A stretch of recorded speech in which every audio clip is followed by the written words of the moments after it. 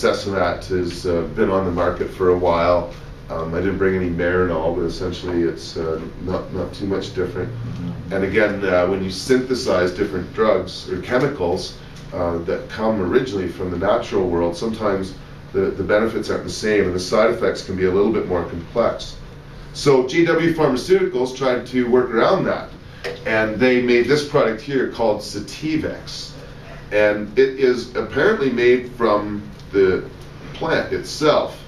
I don't understand all the processes involved, but they certainly extract it using alcohol, I think primarily, and then somehow get it down to just CBD and THC. I forget exactly the ratio of them. I think it's 50-50, which is totally unheard of in the natural world. I don't think there's any strains that come even close. In fact, most strains of cannabis have got very, very little CBD.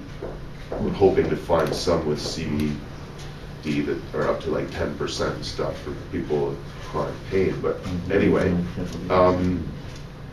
they've been studying Sativex primarily in England to try and prove its medical benefits, although some of the studies haven't been as good in some senses as we would like, both technically or in the results, though the two are often tied together.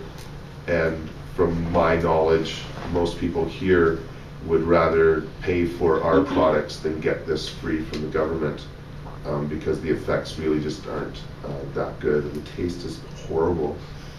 You may recall, or if you've seen, there's a video online where a couple years ago I sprayed one of these bottles and there was some left in it, so I tried to capture what was left in my mouth. It gave me a horrible taste. I was told today it tastes like shoe polish. Yeah, that's how Owen described it, one of our members. On the other hand, it comes with a list of instructions.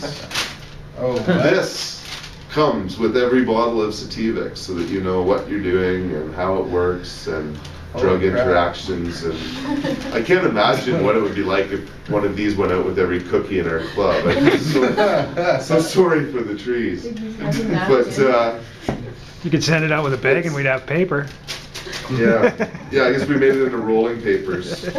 But yeah, there's a lot of reasons why, in my opinion, the plant is superior to the pharmaceuticals. And there's so much to explore and learn about that we're really just on the cutting edge. And so there's more and more products out there. I guess, there's Cannabis Sciences Inc., I think it's called, that Robert Melanie's still with down in the States. Steve Cubby have left them now, but they've designed a lozenge that they were promoting last year as fighting the H1N1 flu virus, because it is such a great antibiotic. And so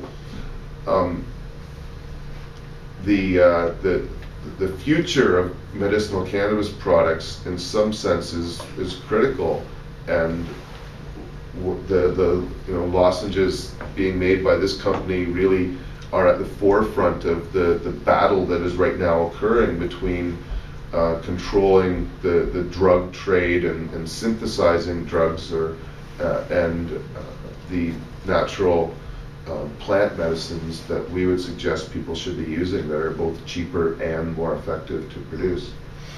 Unfortunately, the rest of the world, for the most part, believes in commercializing and creating synthetic drugs.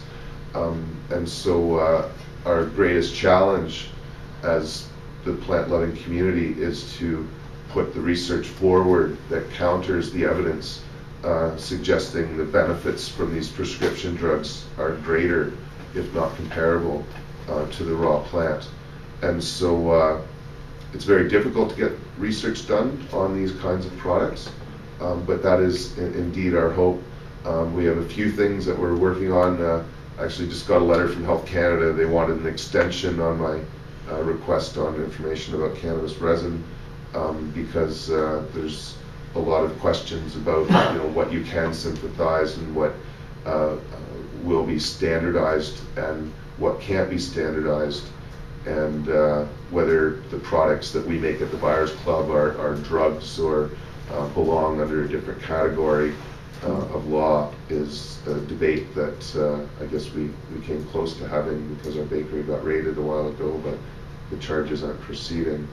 And so we were very close to battling out a number of these legalities around medicinal cannabis products, but it didn't happen. But that is really where the battle will be, because our government and the Fortune 500 companies do not want the raw plant to be legalized so people can make their own medicines. They want to synthesize it and control it and standardize it and arrest people for growing and producing their own medicines. And that goes beyond the cannabis plant here in Canada, Bill C6. Anyway, Can we I could talk go about on. everything? Pardon? Can we give a little pitch about C6? It's just about back. Bill C6, yeah, is basically the worst set of laws ever to come in Canadian history, probably. They'll just be able to go onto people's property and seize whatever they want without warrants, and otherwise completely sideline the judicial system under the idea that people can't grow anything that has medicinal value for What kind of stage is it at right now? It'll be reintroduced. it's getting reintroduced here next week, but yeah, anybody trying to grow something for medicine that they're producing for someone other than themselves could end up in a lot of trouble here. Even then, I don't know all the laws around it, but which is why I hesitate to say anything, but Bill C6 is horrible. And it looks like, yeah, Bill C15 is going to come back again in another form. Anyway, I think one of our classes coming up here is Cannabis and the Law, so we may just devote it to fighting the law. Thanks everybody for coming.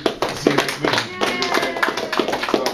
Summer convention on Saturday. It's on Sunday though. Sunday. Oh my God. Thank you. Sunday, and it's in the David Strong building. Yeah, it's been moved from where it was last year. Yeah, it's been moved. New location for the first time.